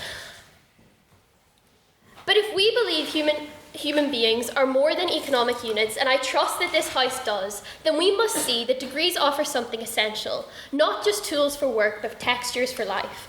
Consider, too, what a degree symbolises in the story of an individual life. For some, yes, it's a family tradition, but for many, it's the first rung on a ladder never before climbed. A degree can be a passport out of poverty, a bridge over the gulf of circumstance. Critics who sneer that degrees are overrated often do so from a position of security. They themselves are educated. Their children will be educated. Their disdain is costless. But if we tell the child of a factory worker or a single parent that their degree is overrated, we do not merely describe reality, we prescribe it. We confirm their suspicion that higher learning is not for people like them. That is not skepticism, ladies and gentlemen. That is sabotage. No, I will not deny that degrees differ in quality, nor that some graduates struggle to find their footing or a job afterwards. But this is not evidence that degrees are overrated. It is evidence that our societies are unequal. On that point. No, thank you. Education cannot by itself dissolve inequality, but it remains one of the few levers we possess to challenge it. To dismiss degrees as overrated is to abandon that lever, to suggest that we should cease aspiring to extend opportunities of higher learning more widely. And let us be frank, those who truly suffer from such abandonment will not be the already privileged, whose dinner parties still reverberate with tales of Oxbridge and Russell Group. It will be those who might have used their education as their one means of escape. No, thank you. Permit me one final observation. The loudest voices calling degrees overrated tend, curiously, to be people who have degrees themselves. They remind me of the diner who finishes his 3-course meal and declares that restaurants are a waste of money. One wants to ask, if it was so overrated, why are you ordering dessert? No, thank you. This irony betrays the truth, that those who have tasted the experience know its value, even as they downplay it for others. That education should not be a private indulgence for the fortunate. It should be a public good. To call it overrated is to whisper to the next generation, we have pulled up the ladder, but it's not worth climbing anyway. Ladies and gentlemen, let us be clear. Degrees are not perfect. They are not uniform. They are not the sole measure of a life well lived, but they are not overrated. They are transformative experiences that shape minds, enrich lives, and offer opportunity where none existed. They are, in short, one of the most powerful tools we have for human flourishing. To dismiss them is to diminish ourselves. To value them is to affirm that knowledge. Imagination and opportunity are not luxuries, but necessities. For these reasons, I urge this House to reject the motion. Degrees are not overrated. They are, and will remain to be, completely indispensable. Thank you.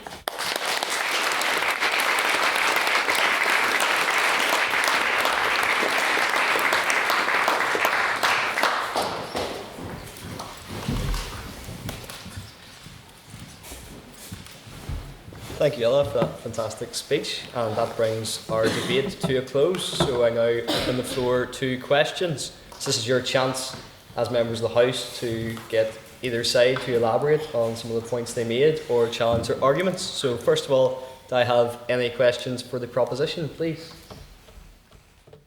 Yes? So you talked about skills, and for instance, one example I can think of is, especially in the United States, law schools tend to look for people with English, history, and philosophy degrees because of how they are taught to think critically, how to read, and how to do these things. And that's still skills that come from a degree.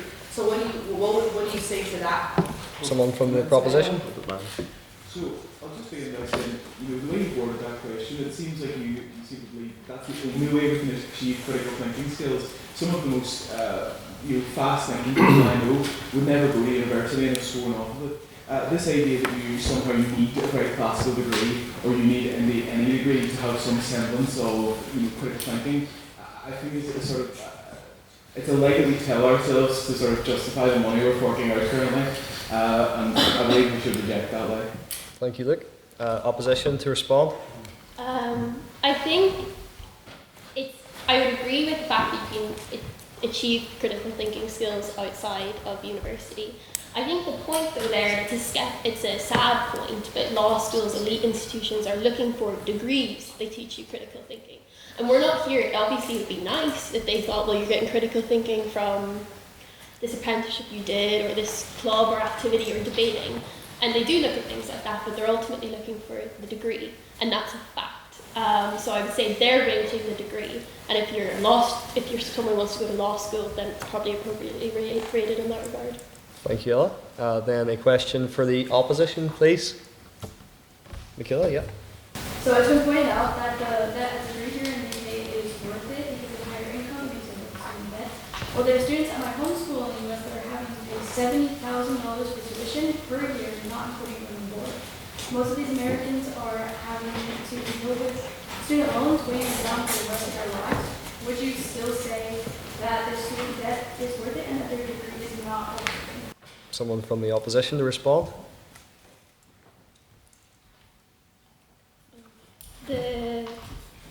I think we didn't take America as an example because it's quite an extreme example in comparison to here. Hopefully it never gets that expensive, otherwise I'll be booted out of the place. But I think I wouldn't put the onus on that in the degree being overrated. I would put that on the American government, the American economic system being quite corrupt and capitalist. Not that there's, so people don't come from my neck in the room, not that capitalism is bad, but ultra-capitalism is kind of, I don't know, a bit bad. So yeah, I'd point that on the exploitation in America and the exploitation of the fact that a degree has become a commodity. I wouldn't put that on the degree itself. I think the opposition at one point did use America as an example, but on the point more broadly about student debt, even if we look in the UK, and there was the point raised about how it's all sort of means tested against how much you earn after university, that's the case. And the opposition has quoted this a number of times about the average earnings premium that you get from a degree, but didn't address the point I made at the beginning of the debate, which is the research from the IFS, which you quoted, also shows that it varies massively. So yes, it might be means tested by your earnings, but if you're earning about the same as you would have anyway going to university versus not, or in some terrible courses that we get in the UK that don't add any value altogether, you're actually losing, you're actually earning less than you would before, then that additional amount that you're taking out of your income every month actually does matter, because you're not actually getting any value whatsoever from the degree. And this is the key point of the proposition's argument tonight. It's not that all degrees are bad, or we should get rid of degrees, or that we like to burn books and tear down academic institutions. It is that degrees as a whole are overrated because we've massively expanded universities to the point where they're not actually adding real value. Thank you, Ryan. I've noticed that we had quite a few questions, so I'm going to open it up again if there's any questions for the proposition. Yes? If degrees are overrated, that suggests that there's a viable alternative that makes someone equally or even more equally for the cost. So is proposition suggesting that one should seek an apprenticeship instead, or even if allowing mechanism to get experience as that alternative? What do you suggest people do not go to university? If I may, so there's currently, I'm not going to get too much detail, if anyone would like to ask Colin about the specifics of legislation, he can enlighten you. There's currently legislation going through the Northern Ireland Assembly, just speaking locally, which will require all people up to the age of 18 to be in some form of education. So instead of leaving at 16 to go do an apprenticeship, you may do a then educational apprenticeship, but through the education, Department of Education and alongside its arm's length bodies. So that's slightly technical, but basically what I'm angling at is there's alternatives beyond university, and that might be a polytechnic, it might be an apprenticeship, it might be working for a company for a period, 2-year period between 16 and 18. But I think it is slightly, ever so slightly, and I'm not accusing you, I'll just accuse my great colleagues here, but ever so slightly novel to presume that all skills in life will be attained from Queen's University. As much and as exalted and acclaimed as it may be, there are definitely alternatives, and that's currently going through primary legislation, if I'm correct on the legal part, to mandate everyone has an opportunity to do some form of skills, learning and education. But right there to Tom for any detail. Thank you, Jack. A rebuttal from the opposition. I'll just say, because what I was trying to address in my speech was, I went to quite a working class school, and I found apprenticeships being pushed down our throats. Not me in particular, it was certain students who came from certain households with certain economic backgrounds. And I think, like, I quote Tony Blair a lot, sorry, I know he's not that great, but at the same time, he had this goal that I think it was 60 to 50% of people would achieve a third level degree, not because that would be cost effective for his government, probably so people would vote for him, but at the same time, so that was the right thing to do, because if people want a degree, they should be afforded a degree. And I do think, what I remember hearing Rishi Sunak talk about apprenticeships, and I found it really grating, because I was like, you're not going to get your kids to do an apprenticeship, and if you do, it'll be a very fancy one in a big 4 company. The apprenticeships you'll be pushing on young people, or young people from a certain background who you want in those skilled jobs, and then they stay in a certain background, and they stay in that class bracket. Degrees offer social mobility. They put people in incredible debt, and that's wrong, but you can't take away the social mobility aspect. Thank you, Ella. And a question for the opposition? Yes? Yeah, excuse my naivety, it's only my literally first debate, but the opposition was very quick to point out that firms look for people with law degrees, or firms hire people with certain degrees, or they pay more for people with degrees. I believe the first speaker used the statistic of £42,000 versus £30,000 for someone with a degree versus someone without. I would like to invite them to think that this is a product of degrees being overrated. Is it not? Someone from the opposition like to respond? Yeah, I think you pointed out a flaw. Just to be totally honest, the debate's kind of semi-over. But I think they are overrated in the sense that I think the Oxford Dictionary is that overrated is overvalued. And what we were trying to say was that they are appropriately valued. They are probably viewed as the only way to get into places, which is bad, and that they are in terms of oversubscribed to these jobs. But to be honest, I'd actually just say well done, because if you were on the other side, you kind of scuppered us with that argument. So, yeah. You did. Thank you very much.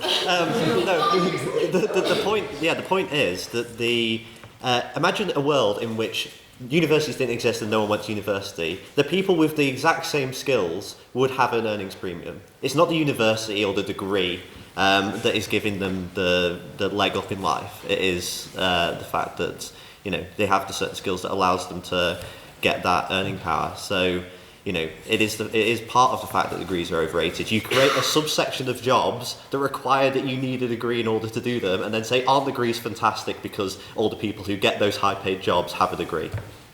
Thank you, Ryan. And finally, can we have an abstaining question? So this is a question that's put neither to the proposition or the opposition. I'll go for Beth. Yep.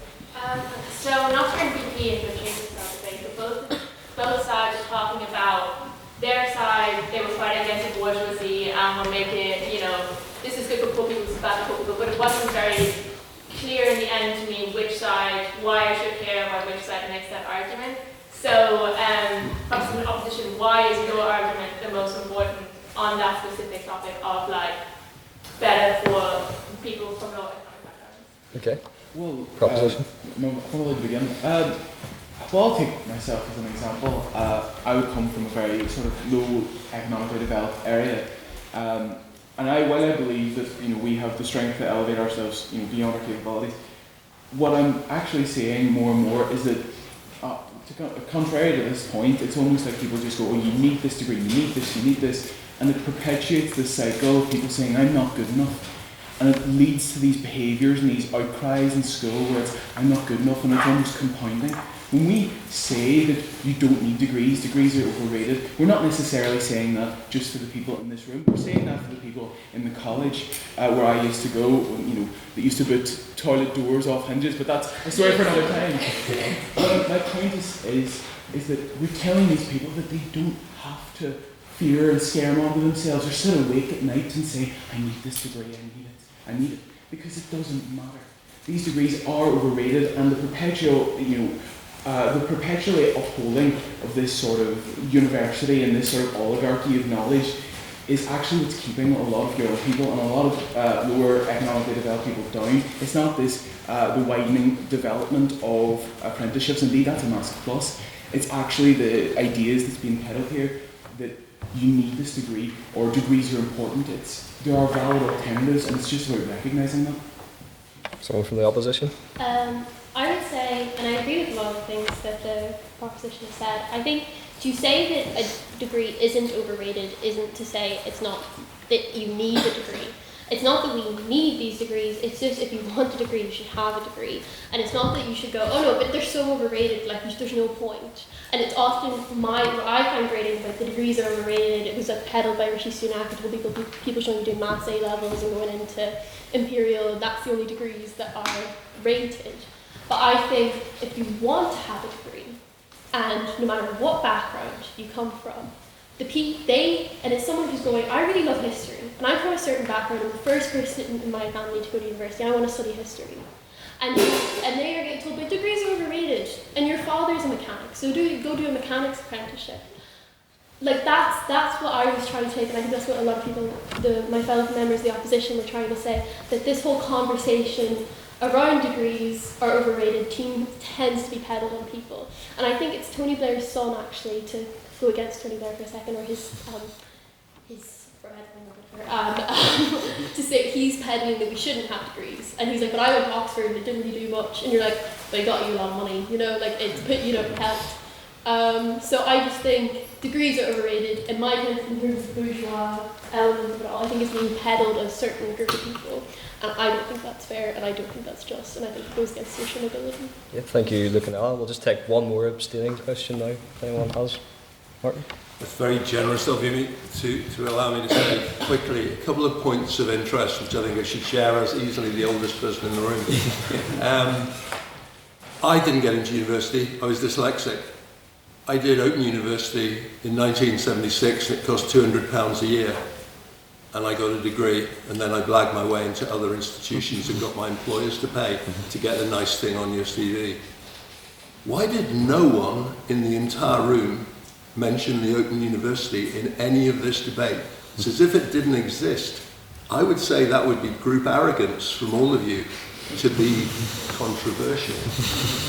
That if you really wanted to prove you are hardworking and a great employer, think about an OU degree. It costs £6,000. You can do one starting this month on artificial intelligence. That might add to the value of your job position in the future. Final quick point. I lived and worked in Hong Kong for 25 years. And one of the most respected companies in Asia, some of you may know it, is Swire Group, who own Cathay Pacific. They recruited 15 graduates a year, every year. No one they recruited had ever studied business, because they said, we will teach you that. We want to know what your ability for critical thinking is and articulating that critical thinking. And if you were in a debating society, that will give you high marks. Just think about that and tell me why the Open University doesn't exist in any of your minds. Someone from Proposition to address those points? Well, I guess on the Open University course, I agree to some extent, but I did an Open University course last year and didn't enjoy it very much and dropped out, interestingly. So, no. But I do agree that we should all sign up for the Open University AI course, although, as young people generally, we are learning AI every single day and have quite good knowledge of it without going to university, which ties into Luke's fantastic arguments about, I'm just tapping on the keyboard like Beethoven was tapping on the whatever it was. So, yeah, that's my point in response to mine. Thank you, Ryan. And then finally, someone from the opposition on that point. Well, I'll say about the Open University. I think the reason why a lot of people, none of us brought it up, is partly because geographic bias. If you're from the UK, you know it a bit more. Some people here, they're not from the UK, they're from the Republic. You do it in India, by the way. Yeah, of course. But what I mean is, a lot of people come from places where they either don't really think of it as being a thing that either exists, or it might not have an equivalent in their country. So I think, it's not completely fair to say, everyone's being arrogant and whatever. But I do try to wind you up. Of course, I know. But I think also going back to the idea of what you're saying about Cathay Pacific and whatnot, to what extent would you say those critical thinking skills are something that were also picked up on degree courses? Because you need to, when you're doing a degree, you're analysing texts, you're doing readings, you've got access to these lecturers and these researchers who spend their lives looking at this stuff. They're looking at stuff and they have these skills already and they're imparting their knowledge and how they do things onto you so you can then develop those skills yourself. A lot of places you just don't get those opportunities. You spend, you might be spending £9,000 to be here a year, even more if you're an international student. But you're getting access to world-class resources, specialists, who then show you how to develop those skills. Thank you, Leon. Thanks for the full answer. Yes, so now we come on to the part of the debate where we'll vote. First of all, I think it's fair to congratulate all of our speakers, some of whom are maidens, on the excellent.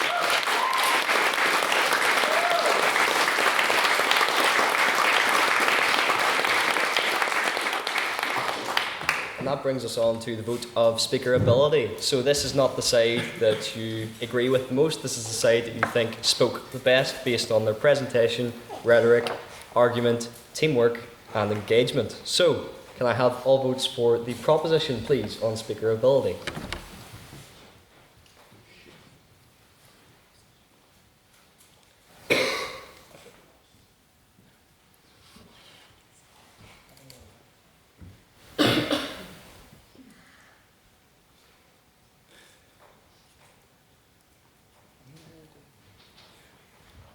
$39. Yep. Can I have all votes for the opposition, please?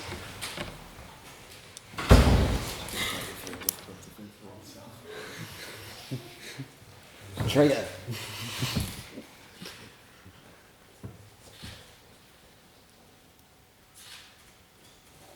26. Brilliant. Okay. And all those who wish to abstain.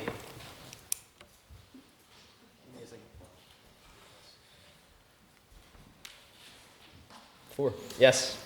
Mr. Secretary, can you read the results of the vote on speaker ability for us, please? With 39 votes for the proposition, 36 votes for the opposition, and 4 abstentions, the proposition carried.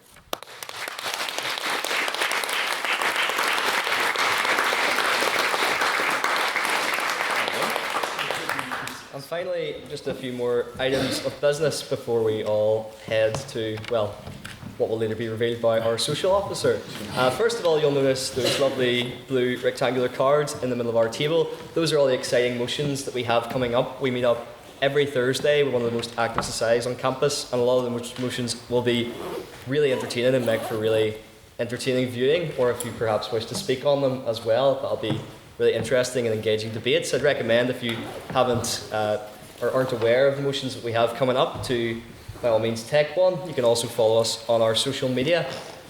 I'd also like to open the floor to any announcements from HLMs, our honorary life members. Yes? Hi, Nisha Gerard from the Minutes. I just wanted to draw some of your attention to an event which there should be details of on the back of that. On the 16th of October, during the daytime, the Society is going to be holding an event in collaboration with last year's charity partner, Victim Support NI. There's going to be some really fantastic guests there. It should be a great opportunity for networking. There'll be members there representing both the PSNI and the Department of Justice.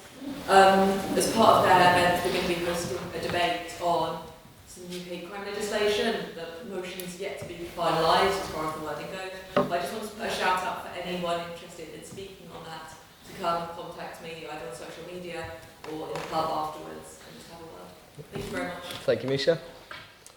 Any council announcements? Yes, Beth. Just to reintroduce myself, for anybody who wasn't going to ask me, I'm Beth, the treasurer. I'm just saying membership is open and we'd love to have you be a member, especially through today, if you want to give cash. Cash is, of course, king and it isn't real money. So you will not actually be paying £5 at the end of the day. And it's also another thing, if you have already signed up, we don't have most of your guys' student numbers, so we do need that. So come to me after the debate, we'll get that sorted, and you can be officially a member of the Deliberative and have all of our fun debates. Yes. Thank you very much, Madam Treasurer. And just on that point as well, I have membership cards, so if any of you have signed up and wish to get your official membership cards, approach me in the pub afterwards. Any other council announcements? Yes, Mr. Social, on events. Hello, my name is James. I'm a tech officer and a finance officer. On the tournament card, we have the Stormont Mixer down as the 7th. That has been changed to the 6th. So that's our debate at Stormont, which is Northern Irish Parliament Buildings. As well, we have on the tournament card a QR code to the WhatsApp community. It's one of the best ways really to stay informed about what's going on with the litter, quick updates and announcements and such. And there's also a chat room which apparently blows up at like 3 a.m. Basically, scan the code, there's a load of leaflets go give around, and it's a great way to get involved. So thank you very much. Yes, thank you, Mr. Vincent Tech. Mr. External? Yeah, we'll go to Henry first, yeah. Okay, so I'm Henry. I met a great deal of you last week, and I hope to meet even more of you this week. This is really important and time pressing, so please, just can I have your attention for a moment? So I'm responsible for doing all of the external stuff. So all our travel, all our competing with other universities, going to other places across this island and the one next door. That's okay. And we currently have a form out for intervarsity competitions and for the Irish Times. So if you are interested at all in representing Queen's, or just finding out what Ivy debating is about, or what the Irish Times is about, fill out that form. And for those of you experienced members who I know are interested and I know want to do the Irish Times, which is the oldest and most prestigious university competition on the island of Ireland, fill out the form. So, with that, we'll have two very, very important workshops. So, on the 29th, so this Monday, we're going to have an Irish Times Information Centre. If you haven't a clue what the Times is about, if you don't know if you want to commit to anything, rock up to the Peter Froggatt Centre on the 29th, 6 p.m, Monday, and just hear me out, right? And then for all of you who have signed up for the Peter Maguire IB, we will be having a workshop where we're going to show you the ropes and give information about that the following day. So Monday at 6 p.m. in the PFC, and Tuesday at 6 p.m, then we're going to be talking about BP debating for the Peter Maguire. And if you have any questions about any of this at all, please hit me up, just text the Instagram or text me personally, or come up to me in Labyrinth or wherever. And also as well, there'll be plenty of time for you to kind of express interest as things go along. But I should see a lot of these speakers getting involved at the IB level, and especially, and I'd like to ask for a round of applause again, the 8 tonight, well 7, sorry, Ryan, you're not, but the 7 tonight, you are absolutely outstanding, and please, please, please sign up, I want to see you represent Queens. Yeah, that's it for me.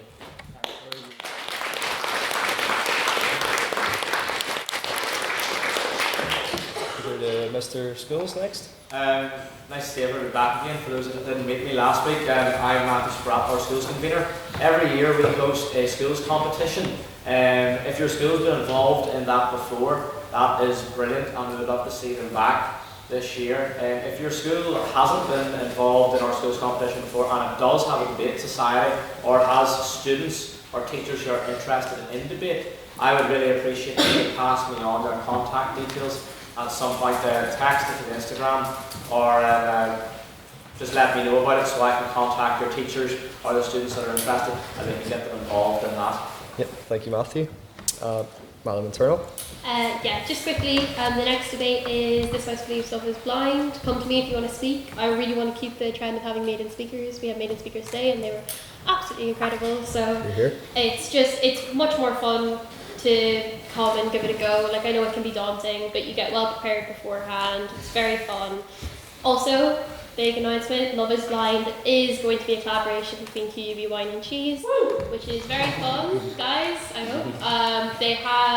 It's kind of like our soft launch collaboration between the society. We're going to have our hard launch next semester.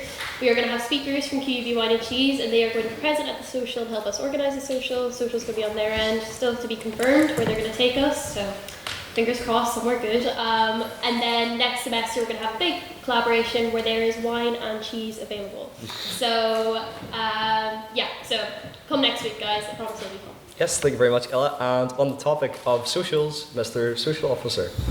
I know I need to probably go first because I keep making the booking too late, so they're expecting us in 2 minutes. But, good thing you've picked up running. To Lavery's, so if anyone would like to go right now, that's great, just tell them you're Jack Steele.